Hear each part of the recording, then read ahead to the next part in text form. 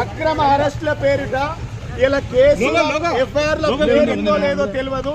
ఇలా అన్యాయంగా అక్రమంగా కేసులలో బనాయించి టీఆర్ఎస్ పార్టీ నాయకులను ఇబ్బంది పెడతా ఉన్నారు. 4 గంటలకు 5 గంటలకు వచ్చి డోర్లు కొట్టి ఫ్యామిలీని ఇబ్బంది పెట్టడం చాలా దుర్మార్గమైన చర్య.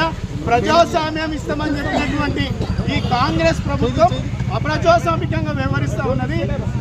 ఎస్సీ ఎస్టీ కమిషన్ చైర్మన్ చేసిన చట్టం అంటే ఏందో తెలుసు. నోటీసులు ఇవ్వకుండా ఎఫ్ఐఆర్లో పేరు లేకుండా అరెస్ట్ చేయడం అని మేము తీవ్రంగా ఖండిస్తూ ఉన్నాం.